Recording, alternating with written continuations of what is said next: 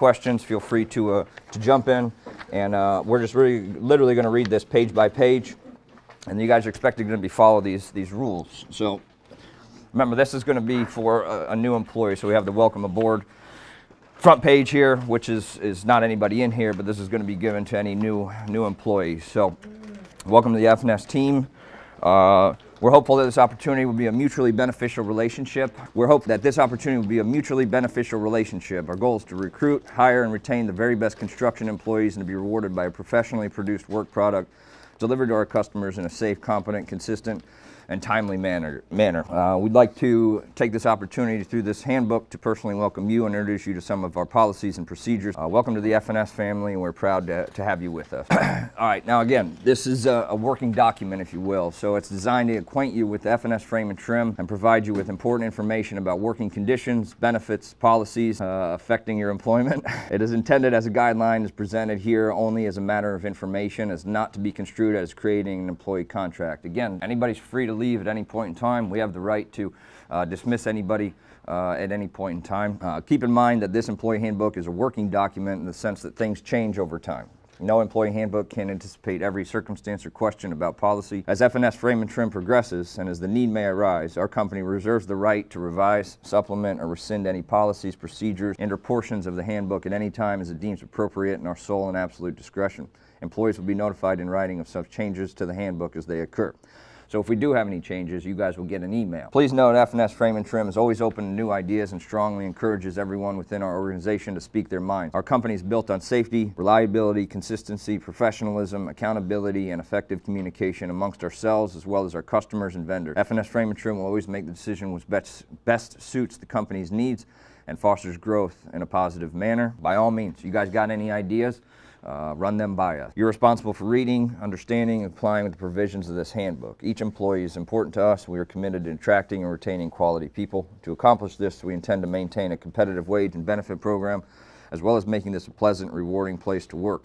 We believe in treating all of our employees fairly and with the respect that they deserve. All right, a lot of this stuff is kind of redundant, but we have to address some of this stuff. FNS Frame and Trim fully complies with all applicable state and federal laws. This includes, but is not limited to, those relating to medical, family, or military leave, equal opportunity, or any other terms and conditions of employment. If you have any questions about policy or interpretation, please contact management. Right off the bat, the company rules. I go through this with every interview during the process of anybody being hired. 7 requirements for every person, regardless of their rank and position within the company, to work with FNS Frame and Trim. Be to work on time every single day. Arrive to the job site / office on time in order to start preparing for the day.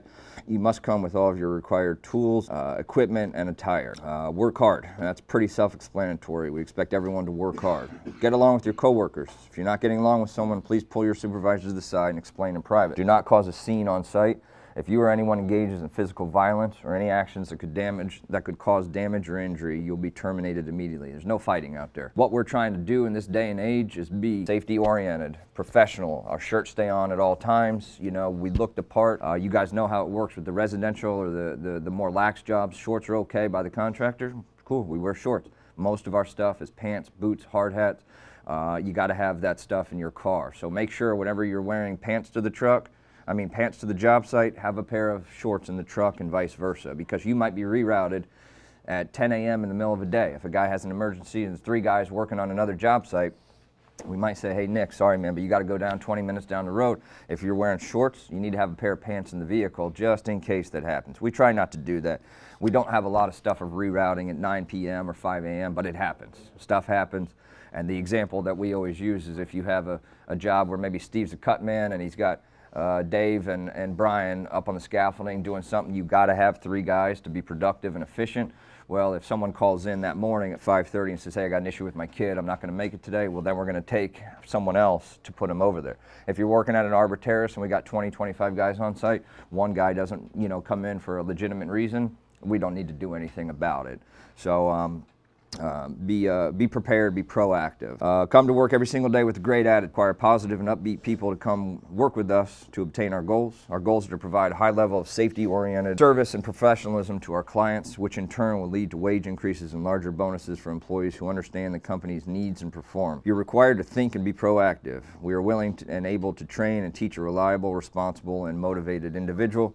Communicate effectively.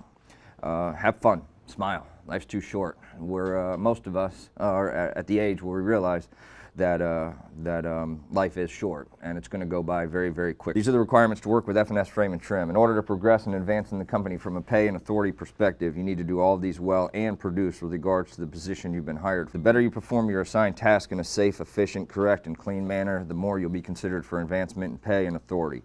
We're going to push and challenge everyone in order to maximize efficiency and productivity. If you're unable to do these things, we will verbally discuss, followed by written, documented discipline and or help for you to avoid eventual termination. I've never hired someone and they walked out of the office and said, I cannot wait to fire that person. Never, ever, ever have. But we've had to fire some people here and there.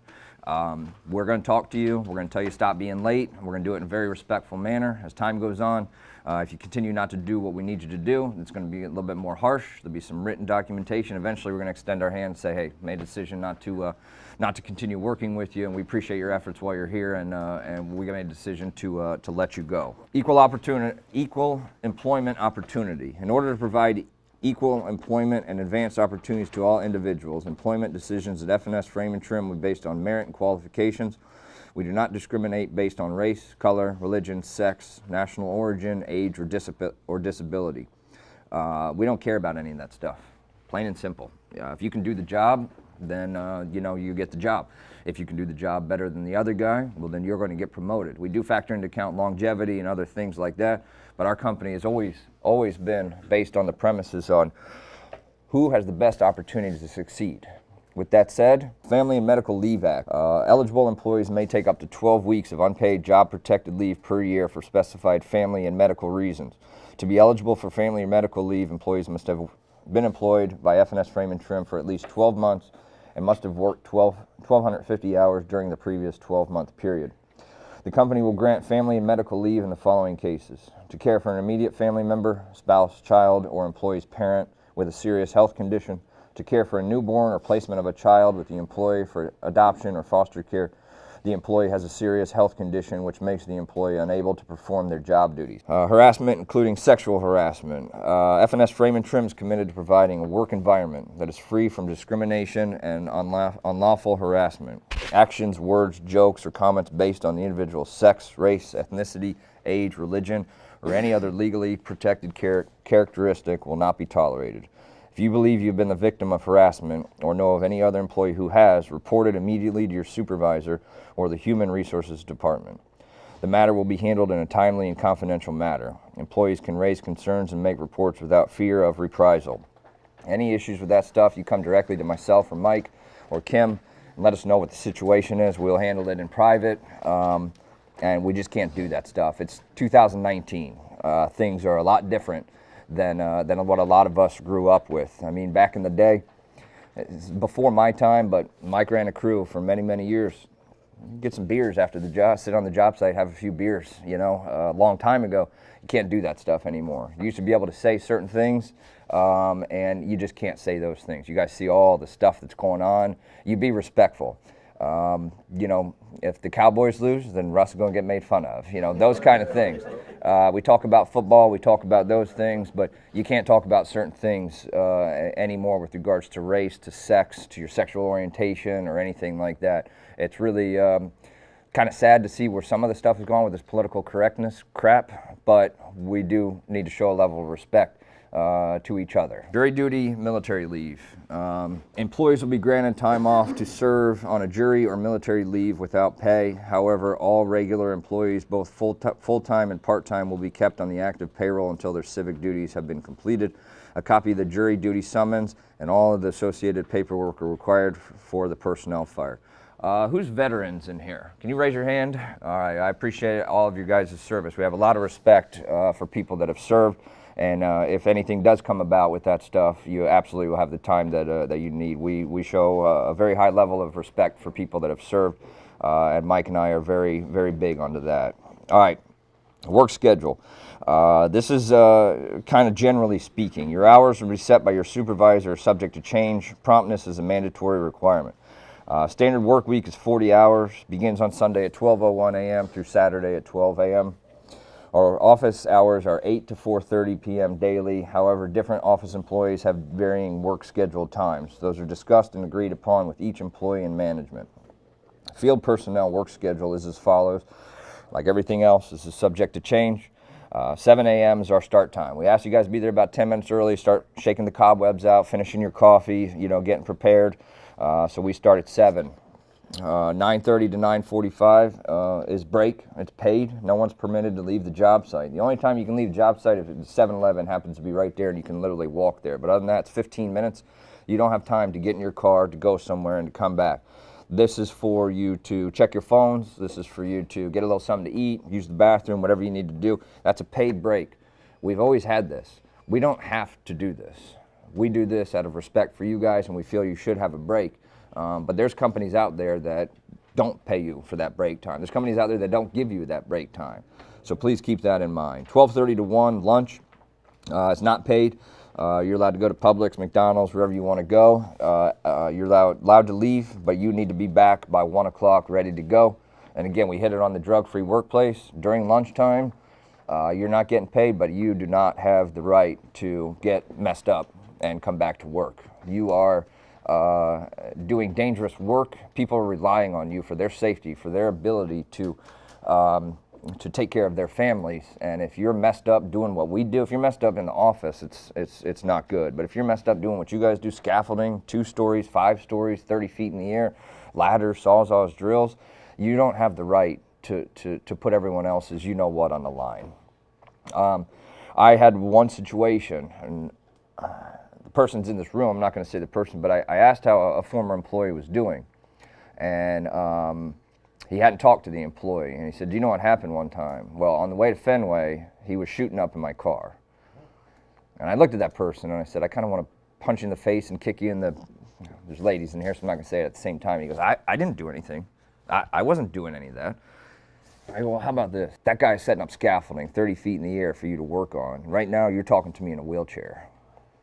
Because he set up scaffolding wrong, you fell, you broke your back, you'll never walk again. You do anything in the world to go back to myself or Mike and say, hey man, I don't want to be the narc, I don't want to be the rat here, but this guy is putting something into his body, and it's not safe. Please, if you guys have any of this stuff, come to us. Our policy when it comes to this kind of stuff is we're never going to use your name. We're not going to put you out on that island, if you will, to be criticized or labeled as a rat. But if people are getting messed up out there, we need to know about it. I've worked very, very hard the last 14 years to provide for my daughter and to try and build this business as much as we can to have a good company. And you don't have the right to take that all away from me because you want to get high and come to work, or because you want to get drunk and come to work. Again, 3:30 rolls around or 4 o'clock, what you do is your time. How you spend your money, none of my business. But if your actions start creating negativity within our business, then it becomes my business.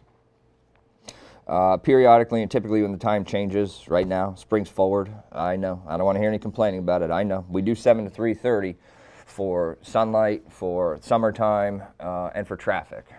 We know 4 really changes things. 7:30 to 4 changes things. But, well, it's that much more traffic. So we know it sucks. As soon as we can get back to it, I think it's about 7:39 or something like that right now is sunrise. Hopefully they'll change this daylight savings time because I don't know why they do it. It's pitch black at 7 o'clock in the morning. So periodically we're going to have to go with 7:30 to 4. Variables such as job site lighting. Melvin recently was on a job where he continued to work at 7 because he had lights set up. Scheduling, weather, many other factors can change our work schedule. Weekend work, sometimes we need it. 16 and 17, we had a spurt of about a year where we worked every single Saturday, and every single person that didn't miss any time got overtime because we had arbor going on and we had so much stuff going on. We had 65 guys working in the field, and we were still falling behind, so we were working overtime. Anything, we'll get to overtime, but questions, comments on the work schedule? Outside employment. This is important. Outside employment that constitutes conflict of interest is prohibited. Employees may not receive any income or material gain from individuals outside F&S Frame and Trim for materials, products, or services rendered while working during F&S hours. F&S Frame and Trim employees are strictly prohibited from working with F&S Frame and Trim clients, customers, and or vendors without authorization from upper management. We have no desire to be in competition with our own employees. You guys generate your own side work, weekend work, nothing to do with the company, that's fine. You're working on one of our job sites, you do not work for that guy for cash or whatever it is without getting authorization from us. Depending on the situation, depending on the customer, there's a lot of stuff that you guys don't know what's going on. Certain people might owe us money, certain people might be a pain in the ass. There's all kinds of stuff that you guys may know, you guys may not know. If someone approaches you, one of our customers approaches you, you talk to me first. We don't want to hamper anybody from doing any side work, and there's been certain situations, a lot with Steve Chapel here, who's been here for a long time, where, you know, we had some stuff for a good customer that had some personal stuff he needed done at his house. We were just too slammed, we couldn't get there, and we allowed Steve to take the work truck and to work out a deal that he was paid, and that was fine, but he brought it to our attention. So if anybody solicits any side work or extra work that's one of our customers, again, we don't want to prohibit anybody from making any money or from working, you know, the weekends and trying to do better for them and their families, but you got to talk to us. This is very, very important. Overtime. F&S Frame and Trim may periodically schedule overtime or weekend work to meet our business needs. All overtime work performed by an hourly employee must receive the supervisor's prior authorization. For purposes of calculating overtime, only actual hours of work will be considered. All overtime work will be paid at time and a half of employee's hourly wage. We don't cross the line when it comes to playing by the rules. There's a lot of companies out there. I'm not going to mention any names, but there's a lot of people, and I can almost assure you a handful of people in this room have seen the situation before where they work 40 at straight time, anything overtime is cash, or sometimes they'll work 20 hours on the books and then 20 hours cash. That we don't operate that way. Everything's by the book. You get your taxes taken out, all the FICA, FUTA, SUTA, Medicaid, all that stuff, everything's by the book. You work 40 and a half hours, you get 40 straight time and a half an hour of overtime. 50 hours, 40 at straight time, 10 hours at time and a half. Everything we do is by the book within our company when it comes to that. Timekeeping. The office accurately recording time worked is the responsibility of every office employee. Time worked is the time actually spent on performing assigned duties. The time record is a legal instrument. Altering or falsifying time records will not be tolerated, and doing so may lead to disciplinary action and or termination. Time sheets are to be filled out daily. For the field, site foremen are responsible for accurately recording their crew members' time. If you as a crew member have any questions or concerns about your time worked, contact your foreman first. And if you can't get any answers, contact Aaron, our payroll coordinator. It will be handled accordingly in a professional and timely fashion. If you can't get a hold of Aaron, or if you're still not getting anywhere, call me and we'll get it figured out. There's probably a handful of people in here that we have messed up. The foremen do make mistakes too, and we have both underpaid people and both overpaid people. We expect you to talk to us if there's anything going on and let us know, and we'll get it fixed right away. We pride ourselves on paying all of our employees, our vendors, everyone. Most of you guys don't really deal with the vendors and don't know the banding lumbers and the Builder's First Source and A1 Trust and all this stuff. From very, very early on within this company's history, my old man realized how important it was to pay the vendors quickly. So when we have that emergency, they send someone out and they get us those 2x4s or those pieces of Hardy. Everything that we do out there is paid for by us. A lot of people that do our kind of work, they do labor only. So they provide the tools, they provide the carpenters, they provide nails and the crane. That's about it. Well, we have Gary and Brian and Russ putting these things together, these takeoffs together, and the girls are putting it all together. Everything out there is paid for by us, and most of it is paid within a week. We get good buying power when we do that, and then again, when you call that vendor and say, hey, I know it's 11 o'clock on Wednesday, but you know, Steve needs 42 by 4s out there. If they can do it, they're going to do it. Paydays. Employees will be paid every Friday for the period of Sunday through Saturday of the previous week. So we're 1 week behind. Your paychecks will be direct deposited in your bank account. If payday happens to fall on a holiday, employees will receive their pay the day before. F&S Frame and Trim does not issue paper checks, therefore direct deposit is required. Your direct deposit will be for your account only. Written authorization from an employee to F&S Frame and Trim is required in order to have your pay deposited into an account that does not bear your legal name. It's happened a couple times where people said, hey, can you put it in my wife's account or this person, whatever. We can do that, but you need a written authorization saying, so when you come back and say, well, my wife left me or whatever it is, that's on you. And we actually had someone, I forget the circumstances before you guys were here, someone gave us like one account number wrong or one number wrong or something like that. I forget what it was. And we put some money in some random person's account. And we actually, I was so upset. And it was a guy that was with us for like a month. He was a moron, but we ended up paying that guy anyway, even though he was the one who had screwed it up. All right, neatness of work area. It is F&S Frames and Trim policy to keep all areas of the business neat, clean, and professional in appearance. This applies to the office, our construction yard, and our job sites. This is also a safety policy of the company. Inappropriate or distasteful pictures, posters, or calendars are not permitted on company property, including job sites and within company vehicles. A neat, clean job site is a safe job site, and the customers love it. We just, maybe 6 or 8 months ago when we had a foreman's meeting, we told all the foremen every day we clean, every single day we clean, and especially before the weekends. A lot of times the owners and the contractors are walking through that job site, and it could be on a Wednesday night, could be on the weekend, but a lot of times on the weekends you're going to have people within there. We don't want nails sticking up. It just makes us look really, really bad if the job site's a disaster. So please, we gotta keep clean job sites and keep clean in general. And if we have a big job like an IMG or an Arbor, we can get you some day laborers that can clean up. Right now we don't have anything that's really that massive, so we just have a group effort of cleaning towards the end of the day, and then we come to a nice clean job site the next morning.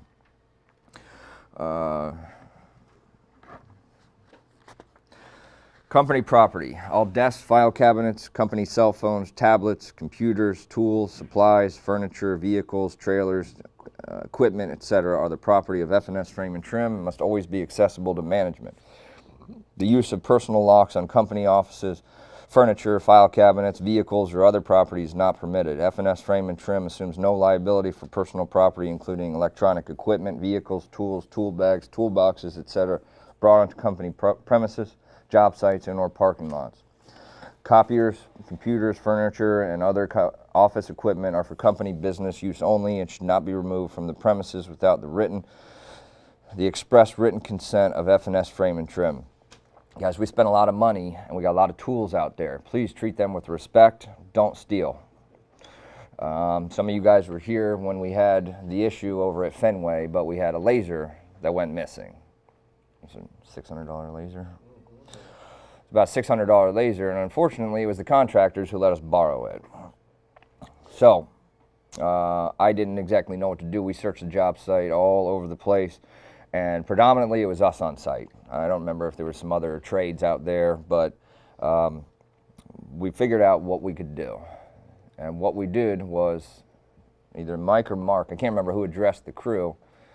I said, okay, $600 laser. This is embarrassing, and it's about the money, but now it's about the principle. So now we look like assholes. We look like thieves to the customer that was nice enough to let us borrow the $600 laser. All right, guys. We're going to administer a lie detector test to all of you, a polygraph to all of you. Someone took the laser, and we said we're going to do it in the next day or two. Mark, what happened when you went to the job site the next day?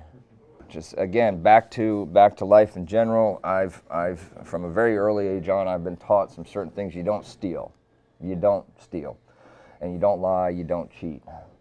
So please be respectful of the company property. Yeah, go ahead, Nick. Yeah, right, that don't happen. That don't happen. Somebody's tool.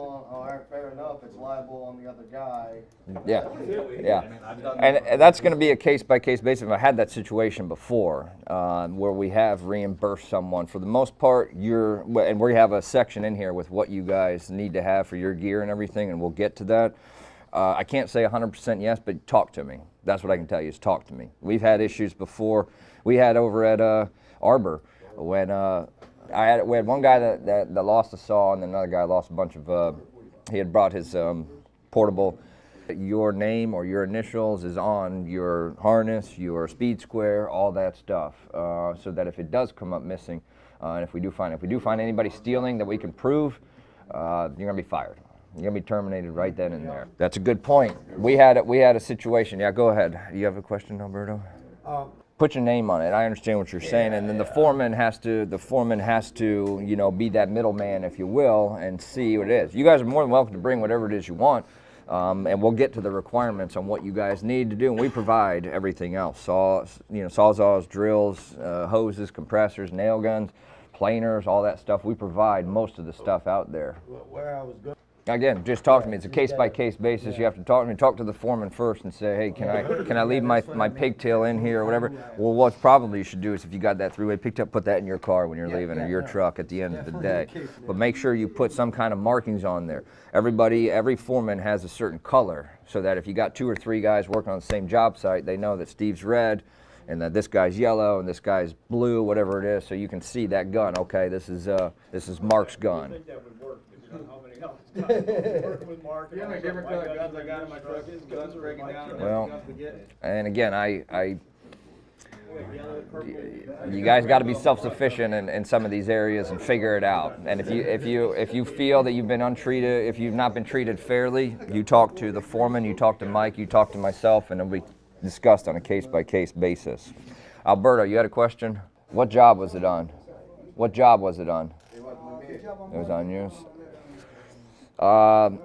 Yeah, I don't want to stop everything right now. We will address that, and I will have some answer, and I don't want to address it right now, but we will have that answer. It's almost 10 o'clock, so I just want to do this mandatory meeting. We're going to take a break. I want to take about a 15-minute break. One other thing here. Employees are required to attend compensated periodic employee or crew meetings. These meetings are held to discuss safety, team performance, policies, procedures, new products, events, promotion, etc. This is what we're doing right now. So if you're asked to be at a meeting, you need to be at the meeting.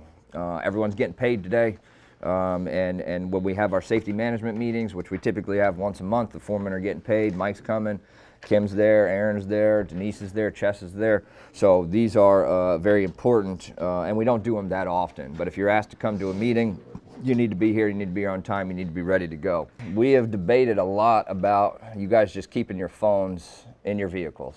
Don't want to go that route. But if it continues to be a problem, that person is going to be addressed. If we feel it's being too much of a problem with the company, then we're just going to say, you know what, foremen have their phones on it. If there's an emergency, your wife or your husband or whoever can call the foreman or whatever the situation is.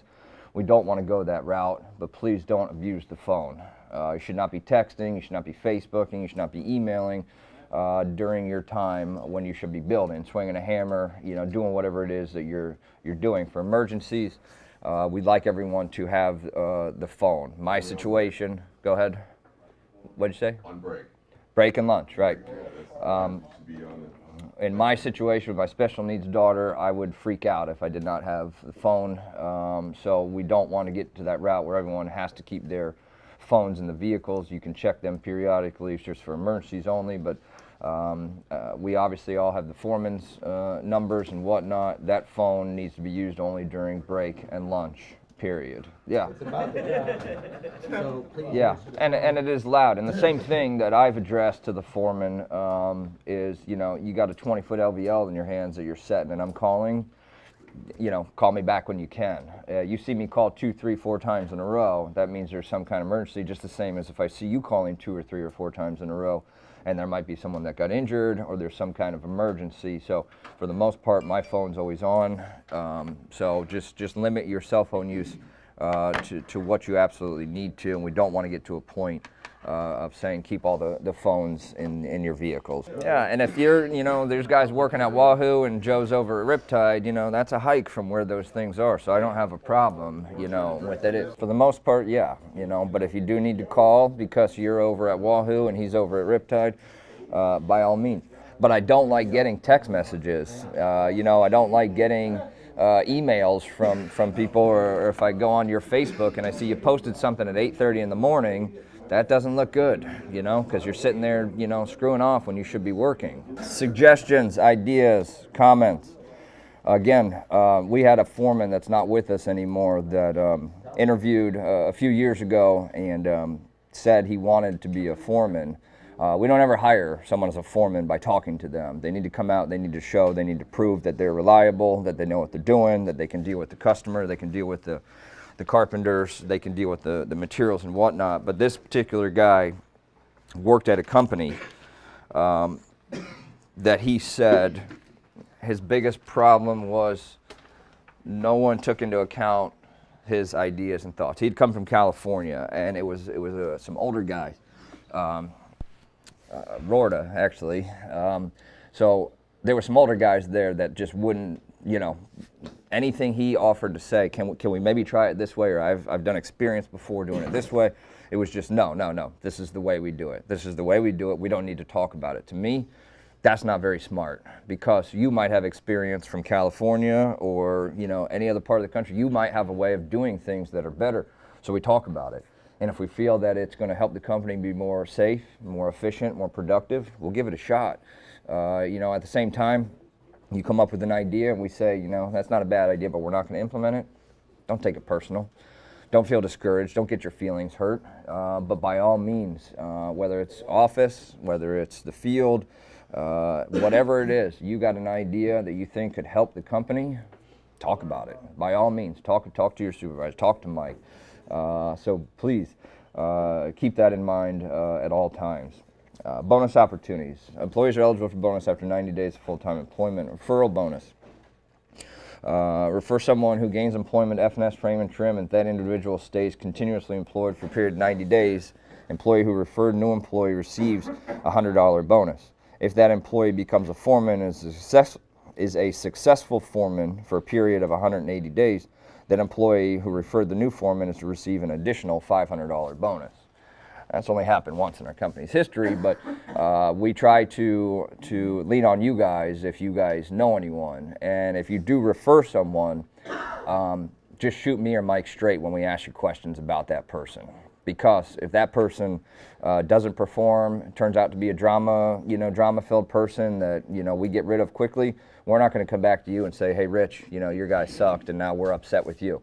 If you know that the guy has some issues or whatever, talk to us about it. But don't hesitate to refer someone because you don't want to look foolish for us hiring someone and it doesn't work out. You're not required to go there and get them out of bed and to get them to the job site and make sure they're not on their phones or anything like that. Just when I see your name on there, I'm probably going to call you and say, hey, what do you know about this guy? What do you know about this girl? Are they reliable? Are they safety conscious? Are they a pain in the you-know-what? And just shoot us straight. But there is a bonus for anyone that refers someone else that gains employment and stays with us. $500 quit smoking bonus. Anybody receive that in this room? That's right. That's right. They need to. You need to? Yeah. Well, we'll have to talk about that because I didn't know that you had quit. Anyone wants to take the challenge, don't you? $500 bonus for Yeah. We implemented this. We implemented this years ago, a long time ago, for two reasons. A healthier employee is typically a happier employee, and you're going to be more productive if you don't have a cigarette hanging out of your mouth. I used to smoke for many, many years. I've quit, but this is something that we stand firmly behind, and we love giving these bonuses. Again, I think it's only 2 people in our company's 40 years of being in business, but those 2 people quit smoking. It was documented, and they got $250 after a year. They got another $250 after 2 years. Congratulations to you 2 guys. It's not an easy thing to do, but we do truly like giving those bonuses out because you have a healthier employee and a more productive employee without a cigarette hanging out of your mouth. Any employee who's a known smoker, chewing tobacco user, e-cig user that quits for a period of 1 year receives a $250 bonus. If an employee goes another year without using, another $250 bonus. So it's not you quit for 3 days and you get, you know, a $500 bonus. $100 attendance bonus. This is implemented a few years ago when me and Mike got really upset and really just sick of people missing too much work. Anybody that comes to work for an entire quarter, any field people come to work for an entire quarter, miss 0 time, receive a $100 attendance bonus. So that's not being late, that's not missing any time. You need to work the weekend, we're working that weekend, you got to work. Anyone who comes for 1 quarter with 0 time missed will get a $100 attendance bonus. Rain days are decided by upper management very, very early every work day. Management will text employees when weather will cause any cancellation of regularly scheduled work activities. If you do not hear from management, you're required to go to the job site. In the rare case that management does not, typo, misspelled, does not contact you and the weather looks questionable, feel free to text your direct supervisor / foreman on that particular day. Pretty much everybody here has gone through that situation. We just had it a few weeks ago where I think Joe was the only one who worked. I can't remember, but we had almost the entire company. I think it was Tuesday last week. No, last Tuesday, didn't we all miss? So I was texting you guys, you know, 4:45, 5:15 early. I don't want to waste anybody's time, don't want to waste anybody's gas. So if you do happen to get up one day, Mark has done it a year or 2 ago. He called me at 5 o'clock in the morning, and for some reason I had missed it. Typically I'm checking that stuff every day, multiple times throughout the course of the day, and I know, okay, tomorrow's not looking good.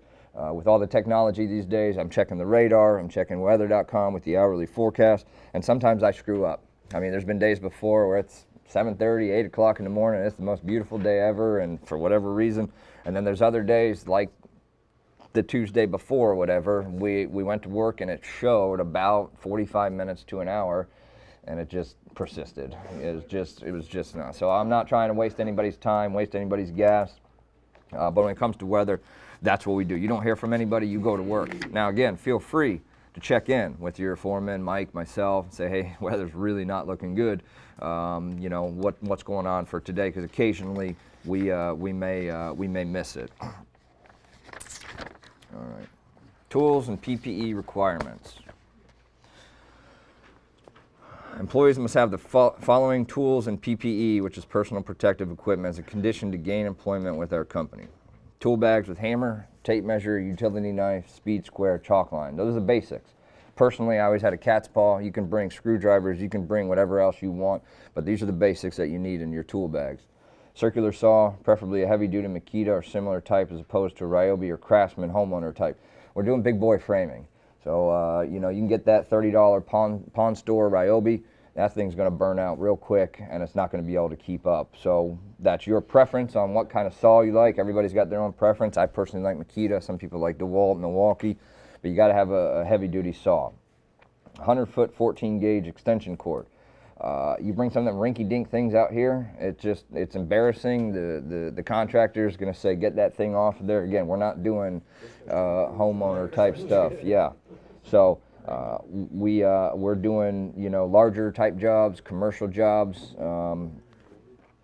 So you need to have that 100-foot 14-gauge extension cord. Construction shoes, full body safety harness. Again, back to the safety. You're up above 6 foot. For the most part, you got to have a harness on. You got to have guardrails. You got to have some kind of safety, some kind of personal fall arrest system. We're going to get into more of that stuff here when we get to the safety talk. F&S Frame and Trim will inspect all tools prior to starting employment to both verify the employee has the required tools as well as the condition of the tools. F&S at its sole discretion has the option to disallow any tools that an employee may present for employment for any reason. Frayed cord, frayed or worn down safety harness. F&S at its sole discretion may allow certain employees to start working without all tools required depending on varying circumstances, job site conditions, Some sites may not require a hard hat, while other sites may be all groundwork, therefore no safety harness needed. There's been times before where someone wants to get hired on and maybe they're new to the trade as a whole, they don't have a lot of experience. And I know that they're going to go work with, someone that's at IMG, where IMG was a 5-story building that was flat roof. As we went up, we put safety rails up. So we really didn't need any harnesses or stuff. So if things work out with this employee for 2 weeks, 3 weeks, they're going to need to get that. But there are certain things, certain times that we've bypassed this. So look at all that stuff. Think about everything else that goes on out there. Drills, sawzalls, levels, compressors, guns, hoses, electrical 3-ways, air 3-ways, planers, jigsaws, heavy-duty drills for drilling through wood, hammer drills for drilling through concrete, portable handheld tools. We provide all that stuff. This is the stuff that you guys got to have day in and day out. Now this is a little bit tricky to understand, and this is a little bit wordy here, but I'm going to read through this, and if anybody has any questions, let me know. When it comes to your PPE, F&S Frame and Trim is required to purchase and give to any employee any PPE that is legitimately worn down or becomes defective over time, or any PPE that legitimately breaks. All the foremen should have multiple pairs of safety glasses within the truck, and when you're running low, you go buy more at Home Depot and get some more safety glasses. This includes hard hats, safety glasses, full body safety harnesses.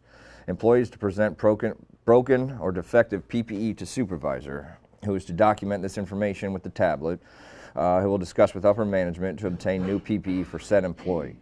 If the employee cannot present the broken or defective PPE, he or she is responsible for purchasing and utilizing the PPE.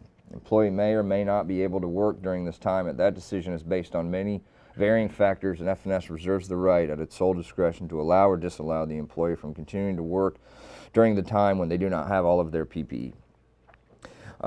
If you guys have a legitimate situation with the safety glasses that, they worn down, they broke, we'll get you new ones. Same thing with the hard hat, same thing with the the safety harness. But if we see you intentionally causing harm to your PPE, employee will be fully responsible to replace that particular PPE immediately to continue working with F&S Frame and Trim. Employee also subject to further discipline and possible termination if witnessed intentionally destroying their PPE. If employee claims normal wear and tear on a particular piece of PPE and direct supervisor concerns of the validity of the employee's explanation, upper management will then get involved and decide. F&S Frame and Trim will discuss each specific situation with both employee and direct supervisor and reserves the right at its sole discretion to determine how to proceed, whether employee or employer is to purchase new PPE. Again, if you have a legitimate situation, I know that's long and drawn out and maybe a little bit confusing, but if you have a legitimate issue, we're going to take care of it, plain and simple. Your tools are to stay with you at all times. In this business, things change very, very quickly. You could be routed to another job site at 10 p.m., 4 a.m., or right in the middle of the day. Another suggestion from F&S, we've already spoken about this, is to have a spare set of pants or shorts in your vehicle. That way, if you're working on a job where the contractor does not require long pants and you're wearing shorts, you can be prepared to be sent to another job where the GC does require long pants by having the spare set in your vehicle. If you're rerouted, you're responsible to have or get all of your tools to be properly prepared to work on another site. In the case you do not follow this requirement and do get rerouted during non-working hours and cannot comply due to having your tools, you're subject to further discipline. It's really frustrating when Mike and I, are sending out a text at 5:30 in the morning, or 5:30 in the afternoon, or 9 p.m. When we hear, oh, my stuff is all in Mark's truck, or all my stuff is on the job site, or whatever. We understand that's a convenience, but we don't want to be rerouting you.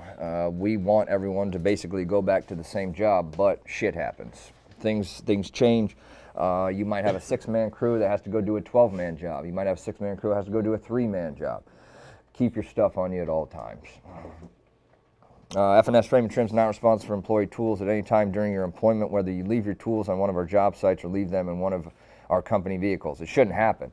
But if you do leave your stuff out there, like the guy who left the cordless tools and whatnot, well, all that stuff got stolen, that's on you. Your stuff should be in your vehicles when you're done with your workday for obvious multiple reasons that we just spoke about. Transportation. This is construction. I once had a guy that I had a really good 20-minute phone interview with, and he lived in Madeira Beach, and he said he couldn't be more than 20 minutes away from Madeira Beach. I asked him if we should just focus all of our work on Madeira Beach.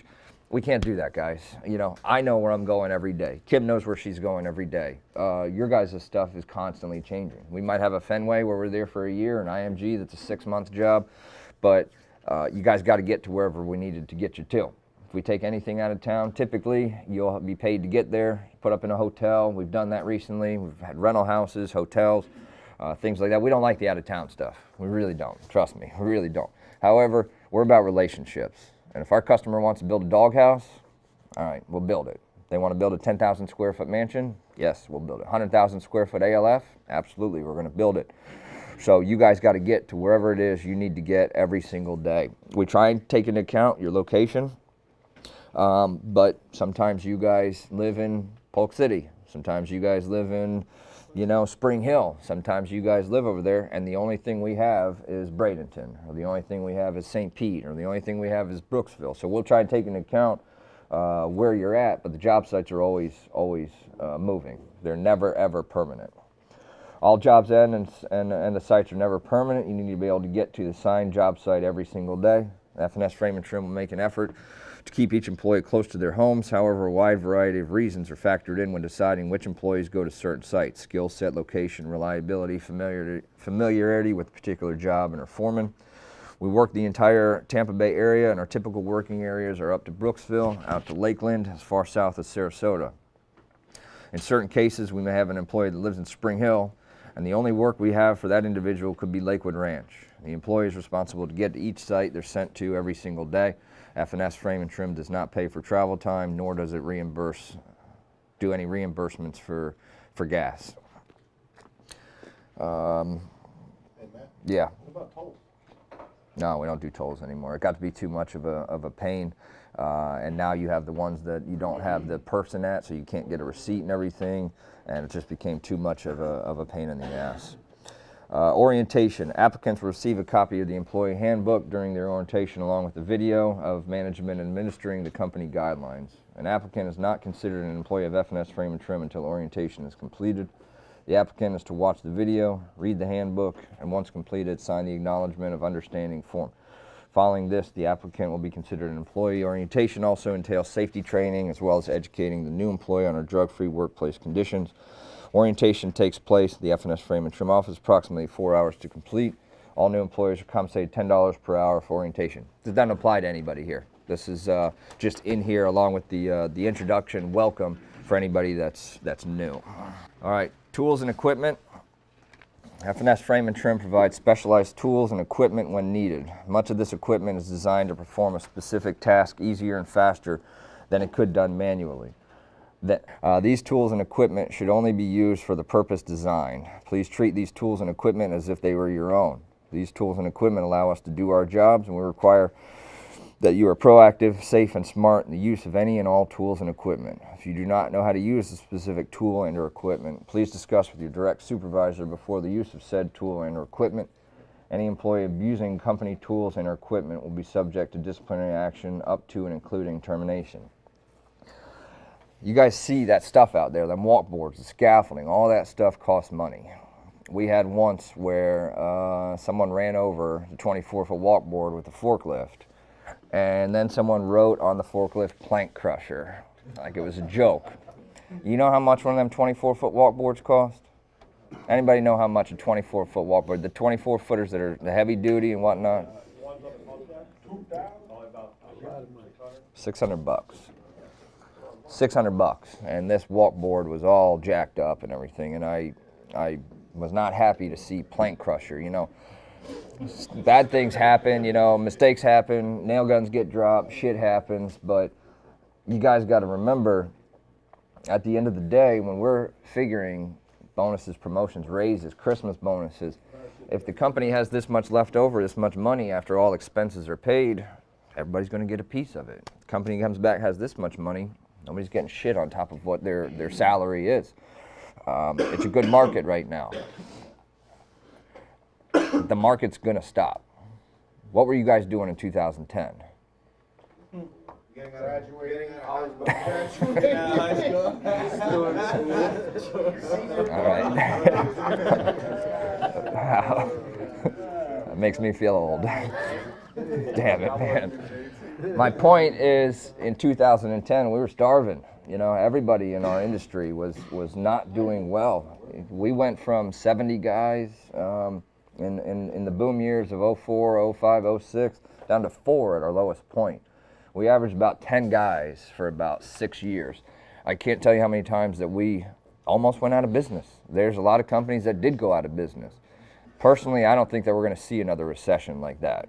That was borderline depression. That was horrible. And one thing that has stuck with me during that time is I worked 5 years out in the field, and then when I came in the office, it was in 2008, to learn estimating and to learn a bunch of different things. I can't tell you how many times I went in the old man's office and was like, dude, did I make the wrong choice here? I feel like I'm throwing my life away. I've worked so hard, and now it's been, you know, 8 years with the company, and you know, it was bad. The financials would come in, and he'd say, you know, do you want to review them? I go, no, man, it's 10 a.m. on Tuesday. I don't want to go start drinking right now.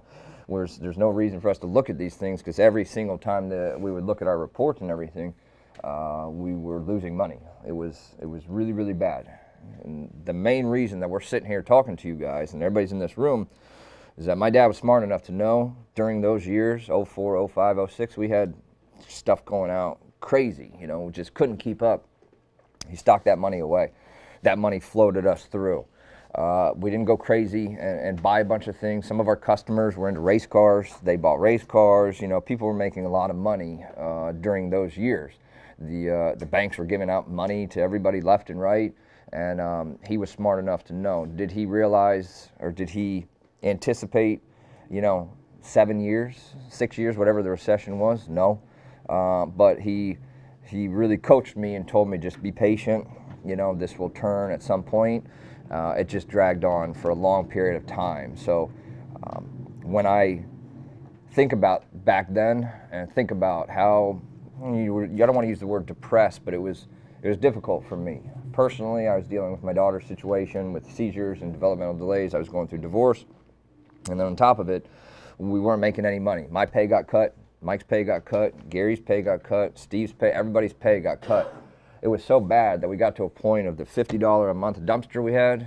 Well, we got rid of it and we split a dumpster to save $25 a month with our neighbor. It was really, really bad. And eventually the market is going to come down again. It's cyclical. It's a mathematical certainty. It's going to happen again. So we need to maximize this time right now. We need to hit it hard, because there are going to be points where layoffs are going to happen. Personally, I still think we have a few more years, but it's the market and no one knows. No one has a crystal ball, but we had to lay off a lot of good people during those years. We made some business mistakes during that time. We went skeleton crew. So we had, how many crews we had back then? About 8? 8 or so crews, you know, 05, 06, and 60, 65, 70 people out in the field. And once the recession started to happen, we could feel it. We dropped down and kind of kept the trucks still going, and you know, got rid of some people on the lower end of the totem pole and did skeleton crews. That proved to be really not a good idea. It got down to a point, I think even Steve was driving his personal vehicle because Mike, at no fault of Mike was the field supervisor and doing what he does now, but it got so bad that he put the tools back on. When you got 4 guys, 8 guys, there's not a lot of field to supervise. So he went back out to swinging the hammer day in and day out for years, literally years. And Steve was driving his own personal vehicle and Mike was driving the van. So it's going to happen. It was no fun at all, and I tried to look back at those experiences and not get too overconfident with the way things are going. I tried to remember some of those times to make you appreciate some of the better times, and things are going okay right now. There's always room for improvement, but keep in mind that the faucet's going to get turned off at some point. We had to let a guy go. It was the hardest thing my dad has ever done. 29 years with our company. 29 years he was with our company at that time. And looking back, it was the right decision in the sense of tough decisions need to be made sometimes. And it broke his heart, but it was the right decision, and it was tough. It was tough. So you guys can remember, some of you guys were here. Steve was here, obviously. Brian is coming on board. When did you start with us? 10. Was it 10? Okay. Well, Brian started with us out in the field, and we'd work for a few weeks, and then we didn't have anything for him. And then we worked for a few weeks. Gary took pay cuts, and it was really a bad time, and we need to try and hit it hard now because it's going to slow down again at some point. Personnel data changes. It is the responsibility of each employee to notify the payroll coordinator of any changes in personnel data such as address, telephone numbers, email address, bank account info, emergency contact information.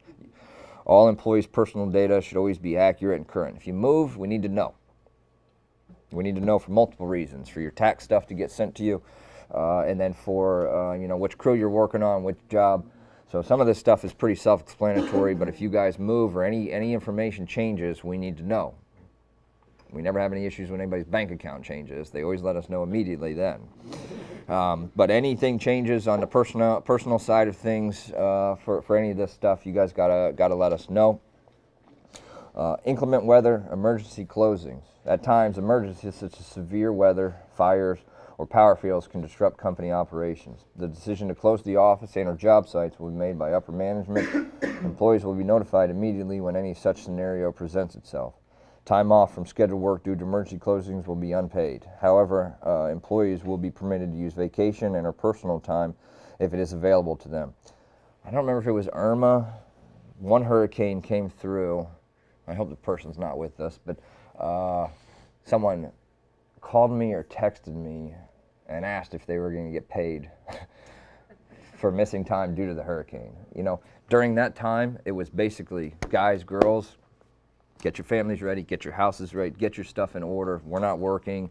I think we ended up working a little bit for anybody that was comfortable working up until the point of when it was, okay, here we go. We're in Florida. Hurricanes happen. If you guys don't work, you don't get paid. If a hurricane comes through and wipes shit out, kind of every man for himself, you know. We're not going to discipline anyone or be upset with someone. And we had guys take off multiple days in advance because they needed to board up their house. Some people left. A lot of people left. A lot of people left. And during those emergency type times, you got to take care of your family. You got to do what's best for you. So you'll never be disciplined or anything like that to go ahead and do that. But occasionally that does happen. All right, corrective action. Infractions against company policies and procedures are detrimental to our goal. F&S Frame and Trim holds each of its employees to certain work rules and standards of conduct. When an employee deviates from these rules and standards, corrective action will be taken. Corrective action is progressive. That is, the action taken in response to the rule, infraction, or violation of standard typically follows a pattern, increasing in seriousness until the infraction or violation is correct. The usual sequence of corrective actions include a verbal warning, a written warning, unpaid suspension, and finally termination of employment. Though committed to a progressive approach to corrective action, F&S Frame and Trim considers certain rule infractions and violations of standards grounds for immediate termination of employment. These include, but are not limited to, theft, insubordination, being under the influence of alcohol and/or drugs, vandalism, destruction of company property, falsification of company records and/or untruthfulness about personal work history, skills, or training. In a nutshell, don't be a pain in the ass. And I don't mean to be so blunt with that statement, but everybody in this room has a general idea on what our policies and procedures are. Just abide by them, follow them. You got any questions, issues, whatever. You come to work for a month straight and you're not late and you stroll in 5 minutes late one day, foreman's not going to say anything. He's not going to say one thing to you. He's not going to break your you-know-what. We don't want to micromanage. We don't want to have anyone think that the guillotine is ready to drop at all times. I know a lot of you guys work with CCA. I don't want to speak negatively about CCA, but from what I'm told, I've never worked with another framing company before. What I'm told, it's more motivation by fear and intimidation. We don't do that at this company. We treat you with respect, but we're also going to hold you accountable. If you're supposed to be at a certain spot at 7 a.m., you're not there, you haven't communicated, that's going to be a problem. If you tell us that, you have your daughter this weekend and you can't work, okay, not a problem. So we expect certain things and we don't want to have that motivation or leadership by fear. We had a guy one time work with CCA and told me a story that he was on the roof and he got a text or phone call. His mom had a stroke, and he told his supervisor at CCA. Supervisor said, "You sure you want to leave?" It's like, "My mom had a stroke. I got to go." "You sure you want to do that?" The guy's like, "What? My mom just had a stroke. I got to go." And he said, "I'm just saying, I don't know if you have a job when you come back." I constantly try and put myself in other people's shoes, your guys' shoes, the customer's shoes, the vendor's shoes. If I was working with someone and I said that and they said that, I'd say, you know what, I don't need this. I don't need this job at all. I'll go find someone else because my mom just had a stroke. If you guys have plans to go to the beach all weekend and get drunk and we need you to work on Saturday, we're going to expect you to work on Saturday. If we tell you on Friday, hey, Alberto, we got this job, it's not done, we need to finish tomorrow because we got the other one, we're starting on Monday, and he says, I got 20 people coming over for my daughter's birthday party tomorrow, we'll get someone else from another crew. That's important. Go ahead and do that. We don't want to have a lot of corrective action. We don't want to be doing this. We're laying out all the rules right now, telling you guys all what's expected of you. Come in, know your role, do your job. Don't be a pain in the ass. Standards of conduct. The work rules and standards of conduct for F&S Frame and Trim are important, and the company regards them seriously. All employees are urged to become familiar with these rules and standards. In addition, employees are expected to follow the rules and standards faithfully in doing their jobs and conducting the company's business. Please note that any employee who deviates from these rules and standards will be subject to corrective action. While not intended to list all the forms of behavior that are considered unacceptable in the workplace, the following are examples of rule infractions or misconduct that may result in disciplinary action, including termination of employment. Theft or inappropriate removal of possession of property, falsification of company records, including timekeeping records, working under the influence of alcohol or illegal drugs, possession, distribution, sale, transfer, or use of alcohol or illegal drugs in the workplace, fighting or threatening violence in the workplace. I want to pause here for those last two. If you guys know people are doing drugs, people are selling drugs, please bring it to our attention. That's completely unacceptable. It's completely unsafe. And they're putting everyone on the line. It's not just myself. If the guy next to you is high or if he's selling drugs, he's messing with your livelihood too. And you could get hurt. If we have the wrong accident, everything that we've all worked for, especially someone who's been here 23 years, 39 years, 14 years, could be all gone very, very quickly.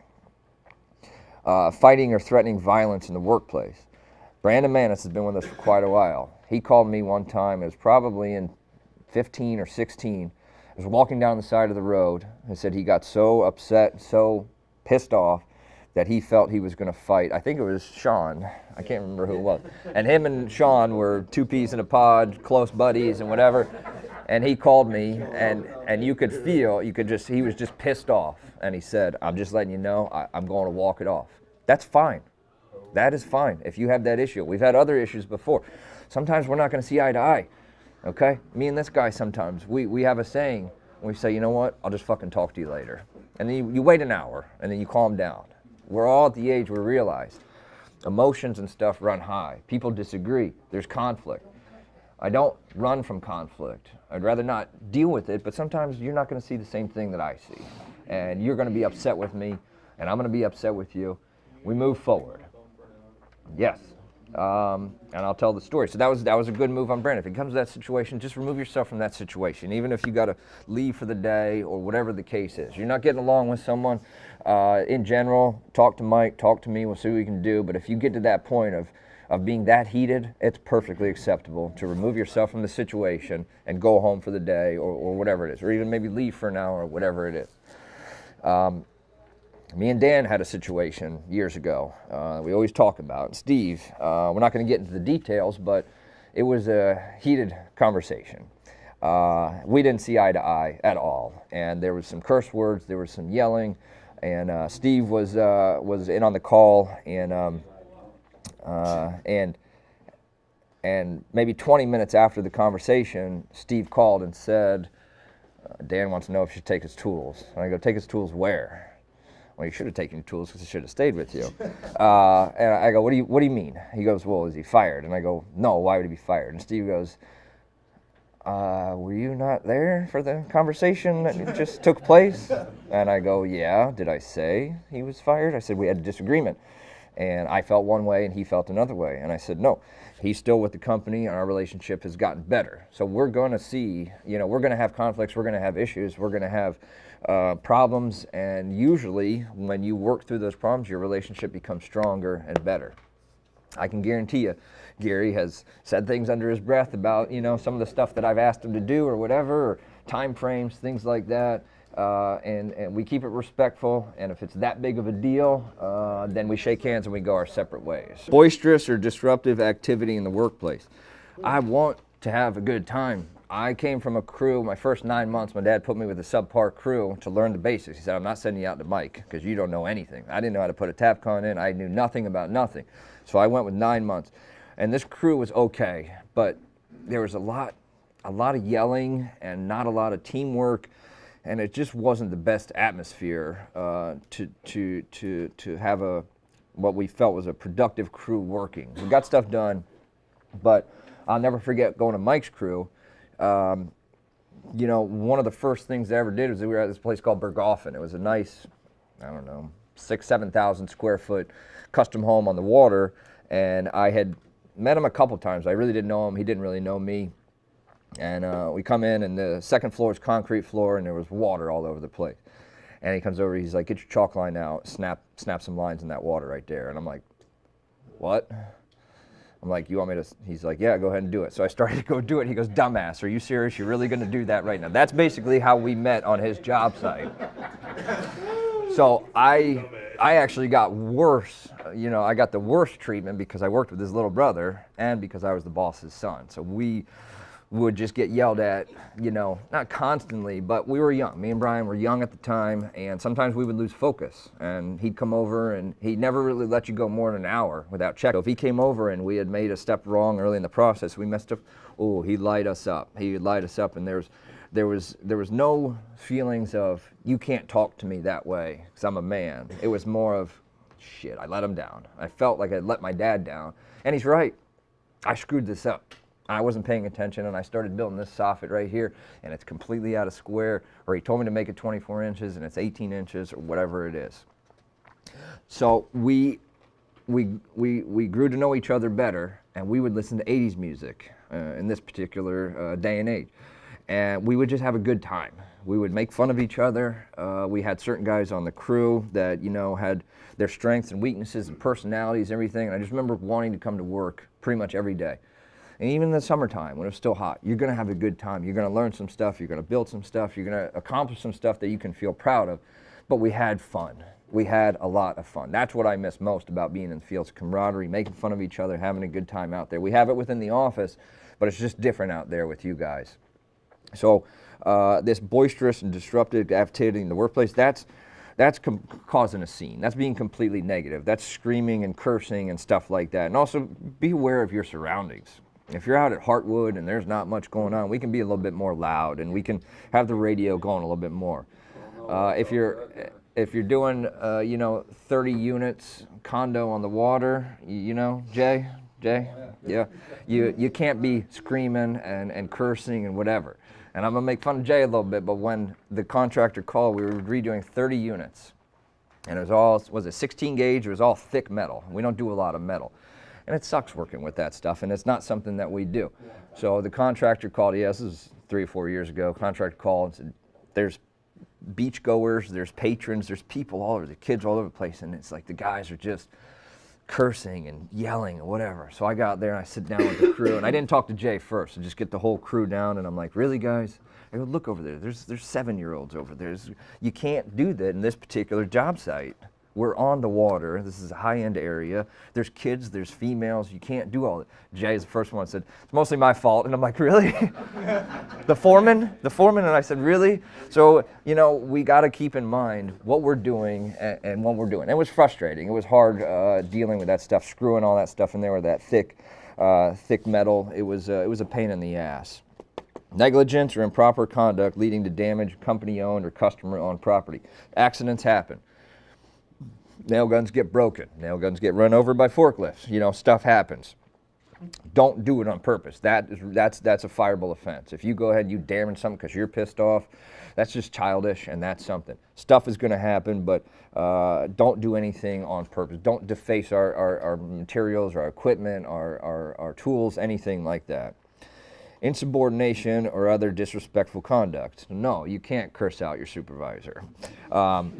We can have a discussion, though, you know, and I've had it before where a guy was working with us, and it was probably 2010, and Mike was back out in the field, and a pretty good guy that was with our company at the time called and was just complaining about him. And he's like, he can't talk to me that way. You know, I'm a man, whatever. And I said, Jose, there's no way in hell I'm calling Mike to talk to him about this, okay? Okay? If he's, you know, ripping you open, it's because you're not paying attention, because you're screwing off. There's a reason for it. He doesn't just go around because he's bored and to try and tell everyone he's the boss and that he's just going to be demeaning and disrespectful. There's a reason he's ripping you open. It's because you're not focused, because you're not performing. You're not doing what you should be doing. The guy ended up staying with us for a while. He's not with us anymore. But when it comes to Mike, he's the boss. You know, you want to have a discussion? That's fine. Me and him have had heated discussions before. We say, you know what, let's just talk about this later. Because I'm pissed off because we have this problem, because we got stress. We're dealing with a lot of stress. So you got to be respectful. We're respectful to you guys, and you got to be respectful to us as well. Failure to adhere to safety regulations, procedures, and policies. It's extremely important. We've gotten OSHA fines over the years. We've gotten people injured. Again, what we do is very dangerous. So safety is very, very, very important to us. And it's unfortunate. The way I grew up is totally different than where we're at right now. I grew up shirt off, tennis shoes on the roof, get it done. I didn't even know what a safety harness was. That's just the way it was back in the day. But things have changed as time has gone on with safety, with injuries. The number one concern for us is your safety. We want you to go home with 10 fingers, 10 toes, no broken bones, but unfortunately stuff does happen. We've gotten OSHA fines that severely hamper our ability to do bonuses, promotions, raises, things like that. It's more likely not that I will be in front of OSHA at some point. And I've been there before in front of their board and looking at the pictures and saying, I can't say anything about that. It's blatant, it's bold. The last fine we got was astronomically expensive. And the way OSHA works is if you have repeat violations, they look at the employer and say, well, you're not doing anything about it. So that last fine was X amount of dollars, now we're going to triple it. And get very, very, very expensive very, very quickly. So when we're doing all this safety meetings on Mondays, and then once a month we'll do safety training where me and Michael sit down with the foreman and we'll go through and do forklift safety, whatever it is. That's important for us to both administer that so everyone is more educated and is better at their job. But when I go in front of OSHA, I'm going to have a stack of paperwork this much saying, hey, we're trying, because they look at it from the employer's perspective on how much effort are you giving? Are you spending time? Are you spending money? So again, I grew up in a different world, and a lot of the guys that are older in here grew up that same way with no harnesses, none of that stuff. You just went and you did your job. So safety is extremely important to us, and it's very important for the foreman to document all this safety stuff. And let us know. When we were bidding and going through doing IMG, you know, we decided let's just put the safety rails up. Right. And a lot of you guys have seen the video, and some of you guys worked on the job. Unlawful or unwelcome harassment, including sexual harassment, excessive absenteeism, tardiness, or failure to come to work, unauthorized use of company-owned equipment, unauthorized disclosure of confidential information, especially you foremen, the office employees. That's a big one because our information is private. Violation of personnel policies, unsatisfactory performance or conduct, failure to meet performance and work quality standards, solicitation or acceptance of outside work, side work from customers, gambling on company property and company job sites, possession, sale, or use of firearms or other weapons on company premises or while on company business. We are believers in the Second Amendment. If anybody has that issue, you can talk to me about, but for the most part, we don't want any guns or weapons or anything on the job site. Yeah, if you have a concealed weapons permit and that's your right. So I can't do that, but don't talk about it, don't bring it out or anything like that. Refusal to follow management directions or instructions concerning any job-related function. Deliberate concealment of another employee's misconduct. Again, back to this.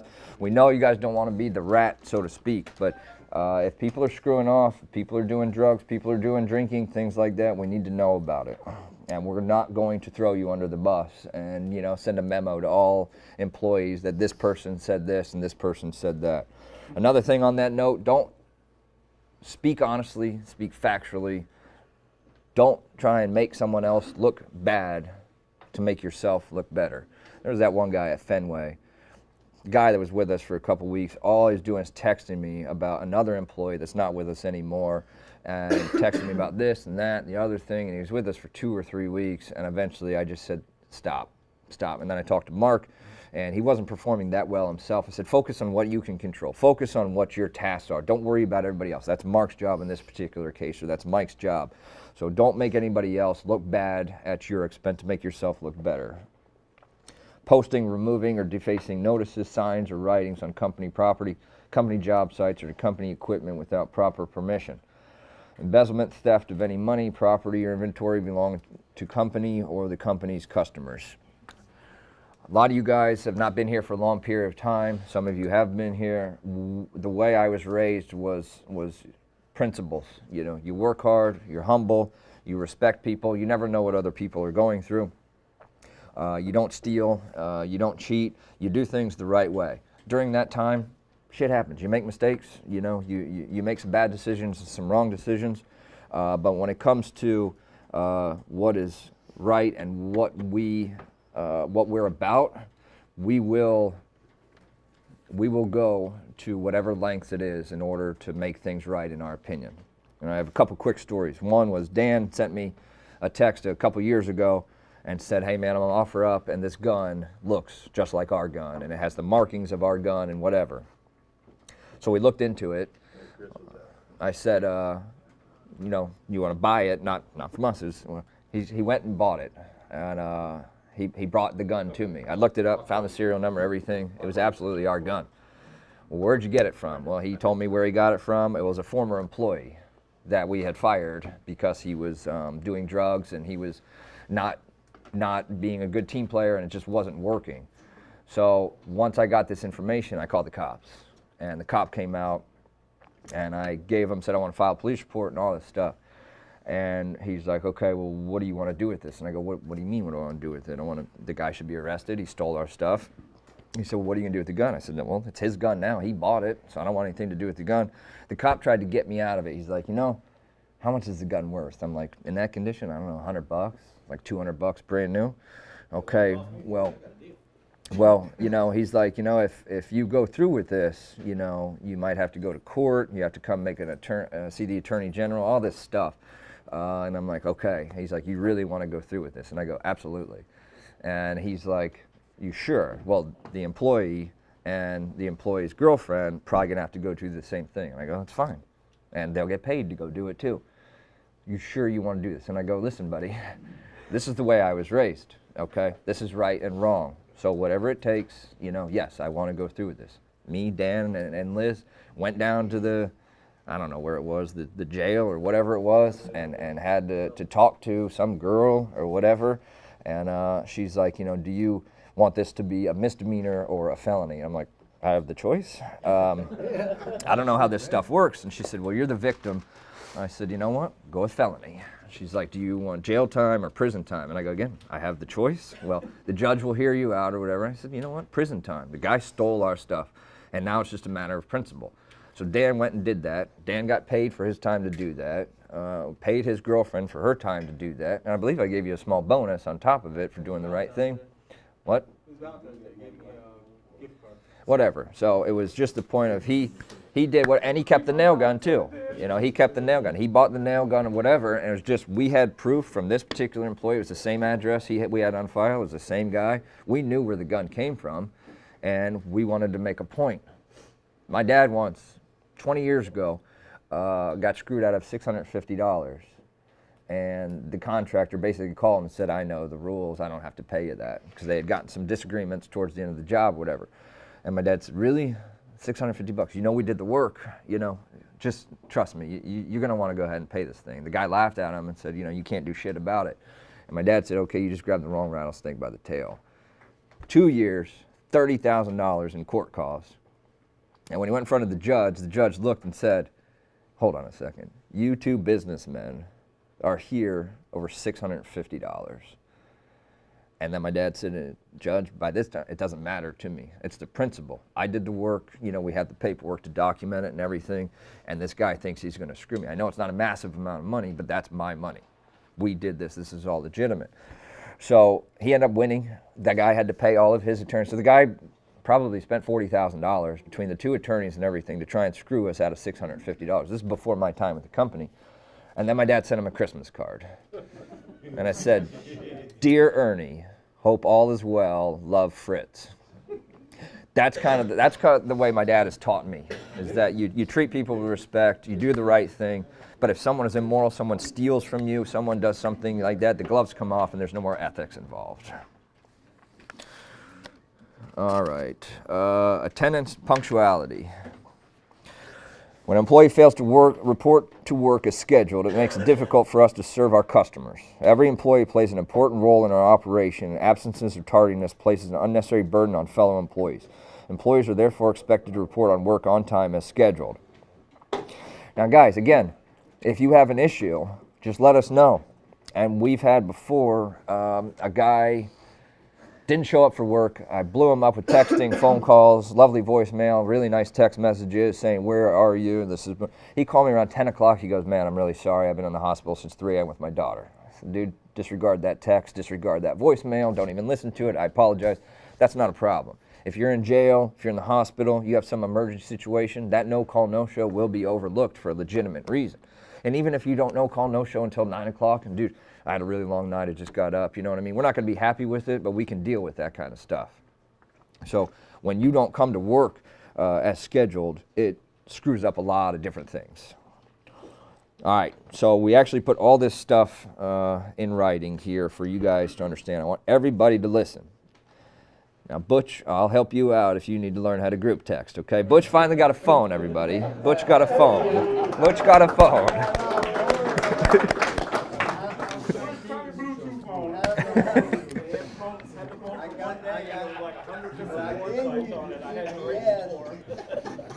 I just talked in the phone a while ago. All right. Most of you guys have heard the story. I got to tell the story real quick. Butch came to interview, and we talked, and then we got to the cell phone. He goes, I don't have a cell phone. I go, you got to have a cell phone. Rain days, you know, changes, whatever. Butch goes to get up. I go, well, what? He had 6 years, I believe, with another framing company, 6 years. So everything looked good on the application. He seemed like a good guy. So we made a decision that Butch didn't have to get a cell phone because he was going to walk out the door if we made him get a cell phone. Butch has driven to Fenway and multiple other jobs to go in and say, Mark, I'm sick today, I'm not coming in, and then driven home. So, yeah. And an example of what we were just talking about with communication, he does a no-call, no-show, I think it was the last week or whatever, and he ended up calling me from some weird number and said, hey man, it's Butch. And I go, hey man, you okay?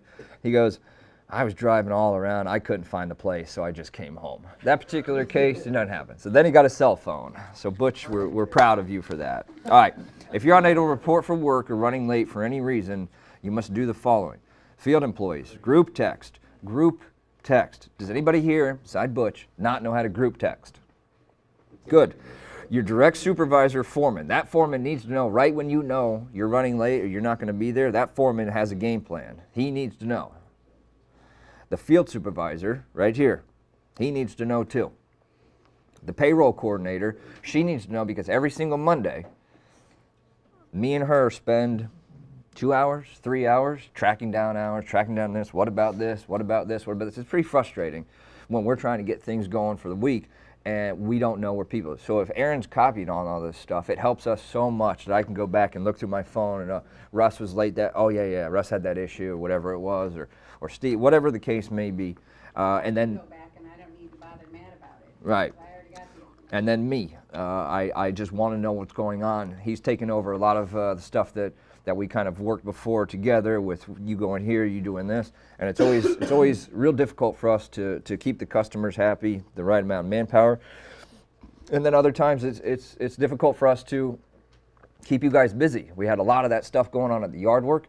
Company didn't want to pay that stuff, but the yard needed some attention, and we know whether you're working or not, your bills are still going to be coming in. So when we're doing stuff at the shop, or if we're doing stuff like back in the day, we used to go trim my grandparents' hedges, when my dad was more in my position. That was because we needed something to do for the guys, and we don't like anybody sitting at home, and we don't want to risk losing anybody, and we know that you have a job, but it's very difficult for us to keep the customers happy with the manpower, and then also keep everybody busy too. So send that group text with the 4 of us, why you're going to be late and miss, and when you expect to arrive. And again, you can use personal. If it's something that's embarrassing, something that's upsetting, something that you don't want to talk about, personal. But again, if you use personal and you're out once a week for a personal reason for 5 weeks in a row, that's not going to fly. But in general, you have a personal issue, that's fine. Stuff comes up. Does everybody understand the group text when you're missing and running late? Yep. Same thing with the office. It's just me, Kim, and let us know what's going on, if you're going to be late, if you have any issues in there. Public image professionalism. Again, we market our company as a safety-oriented, professional, turnkey framing contractor. Field personnel are always required to wear proper footwear, no sneakers or tennis shoes, and to keep their shirts on. The job site and contractor's requirements dictate if we're allowed to wear shorts or if we're required to wear long pants. Again, we grew up in a different era where we didn't have harnesses, we did this. We understand what you guys do is hard work, it's hot, and it's sweaty, and you're probably not going to smell that great, but when we go by and you see guys working on a residential home and they all got their shirts off and no one's wearing harness stuff, that does not look good from the contractor's perspective. So we want you to have your shirts on at all times. Shorts, again, contractor says, okay, that's fine. We want to have a level of professionalism. I mean, we lost guys before. I can't tell you how many times we've had a carpenter sitting in the office interviewing and say, my shirt comes off, I can sheet that whole roof in a day and I don't wear my harness. And I say, okay, well, I appreciate you coming in, but it's not going to work. We are the professional framing contractor. We're establishing a culture in here that is what we're talking about right now: safety, professionalism, accountability, communication. And while we're doing all these things, we're going to smile a little bit, have some fun, build some stuff.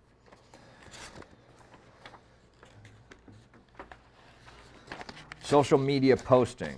I love that people post stuff about our company on social media. I want you to be proud in what you build and what you do, but I need to know what's going on. OSHA can now fine you based on a picture. If they can see it's our company and one of our employees, they can fine you off of a picture. And there's other things that I might not want up there. So I don't want to limit anybody from social media posting, but just run it by me real quick. So let's read this real quick. Social media posts regarding company operations are to be submitted for approval through management. We encourage any social media posts with company activities. However, there are certain aspects that could damage or reflect the company in a negative light. Submit any and all social media post requests via text or email to Matt Wolf for approval. Again, I don't want it to be, well, this is just a pain in my ass, so I'm not going to post anything. I want you guys to post the pictures. I just don't want someone that's 4 stories in the air not wearing a harness that goes on social media, and then they come back to us and say, hey, that's a yellow F&S truck, and that's your safety green shirt, and here's your $20,000 fine, which they can do. And I just found this out recently. And I also might not want to put certain things up there for other reasons that you guys might be privy to that information, you might not be. But by all means, I'd love for everybody to post a bunch of different stuff on there. You can see our F&S Facebook page, which is all stuff coming from me. I love getting that stuff out there for marketing. I want people to drive by and see that yellow truck or see that yellow sign. Say, geez, these guys are everywhere. They must be really good at what they do, especially if it's a contractor. I'm gonna call those guys and see if they'll give me a quote or a bid for some framing work I got coming up. Social Security, Medicare, under federal insurance Contributions Act, better known as the Social Security Act. FNS Frame and Trim withholds income tax from all employees' earnings and participates in FICA, Social Security, and Medicare withholding and matching programs as required by law. Again, we don't mess around when it comes to this kind of stuff. You guys come from all different parts of the country, all different other companies. We're not the people that pay under the table. We're not the people that screw anybody over with their money. Everything is by the book when it comes to taxes and abiding by the laws. Workers' compensation. Workers' compensation is paid entirely by FNS Frame and Trim and protects you in the event of occupational injury or sickness. You must immediately report any on-the-job accident, no matter how small, to your supervisor or foreman. When medical care is required for on-the-job injuries, employees must go initially to a designated medical facility unless it's an emergency. In the case of an emergency, employees are to call 911 for whatever care may be needed. It's expensive. It's very, very, very expensive. I don't get upset if we have to file a claim. I don't want to file any claims, and the goal is that no one gets hurt. But we're not sitting behind a desk. You know, most of us are not sitting behind a desk. Stuff happens, and cuts happen, and things happen. So if there is ever any issues and we need to file a claim, then we file a claim. Does anybody have any questions or concerns about that? All right, vacation. Vacation is available to employees following 1 year of uninterrupted employment. Thank you. Paid vacation is 5 days based on a 40-hour work week. Vacation time must be requested in advance. Earned vacation time cannot be taken before it is accrued and approved. Vacation pay may be taken in 1 day increments of time. This benefit can be rescinded by FNS Frame and Trim at any time in its sole discretion. If the company chooses to remove the paid vacation benefit, every current employee who is eligible will be paid a prorated lump sum. If an employee leaves the company for any reason during his or her employment prior to reaching their anniversary, they are not entitled to any vacation pay. If an employee leaves the company and returns at a later date, the later date is when their vacation pay would apply after 1 year of continuous employment from that date. A maximum of 1 week paid vacation may be carried over from one calendar year to the next. However, no more than 1 week of vacation may be taken at one time unless approved by upper management. If you guys are going to be taking a vacation, we need to know, especially foremen and office people. But we implemented this in October 1st, 2015, once the recession, we were coming out of the recession and whatnot, and it's a benefit. Some framing companies offer it, a lot of them don't, with regards to this paid vacation. And you do not have to take the time off. You can say, hey, you know, I want my weeks paid or whatever it is. Aaron handles most of this kind of stuff. Is there any questions with regards to vacation pay? You got a question? Yeah, we're gonna ask that in general. We like providing some of these benefits. We really take pride in that we don't screw anybody around with their money. And I'll give you a couple quick scenarios. Anthony Jackson.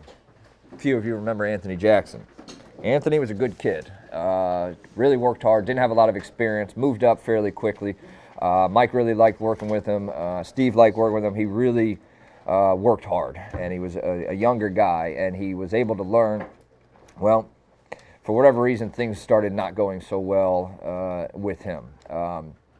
Lots of rumors on drugs and, you know, hard drugs and things of that nature. And it got to a point of where we were pretty sure he was selling drugs to our employees on our job sites. The final straw was when he was in a OSHA class that JMC, one of our customers, very good customer, provided and paid for, I don't know, 10 guys or so. We had 10 guys or so on a particular job. They said, hey, we're going to pay for someone to come out and train everyone to get an OSHA 10 card. And it just so happened to be on a job that Dan was running and Steve was running. It was two different jobs next to each other.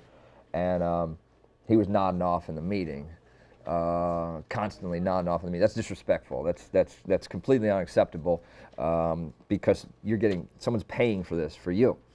And then, correct me if I'm wrong, I believe you kind of nudged him. Dan nudged him and said, hey, you know, keep your eyes open. And he said, if you touch me again, I'm going to beat your ass or something like that. Yeah, something along those lines. At that point, I said, you know what?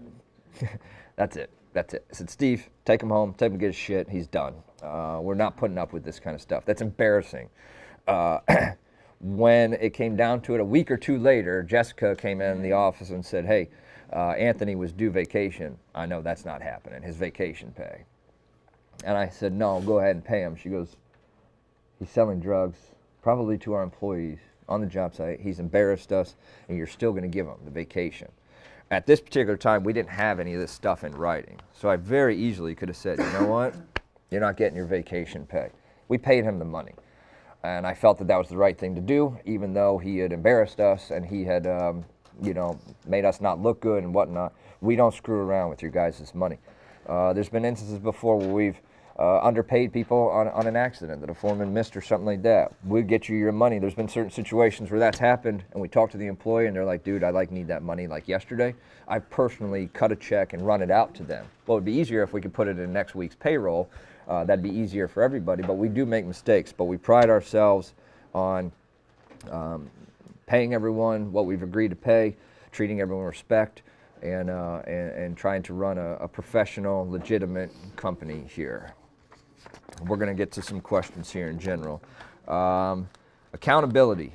Like we talked about some of the video stuff, accountability. You're going to be held accountable for your actions, plain and simple. We have a point system that Aaron and Kim and I have kind of implemented, and these points are going to go against your bonus. Me and Mike had talked about how do we get their attention, whether it's the foreman and their safety paperwork or whether it's the carpenters and texting the right people. We have a point system that we're tracking things now. So if you do a no-call, no-show, that's going to be 5% of your whatever bonus is coming to you next is going to be taken out of there. You have a major safety infraction, that's going to be 10%. And then we have other things, not communicating effectively, not doing certain things.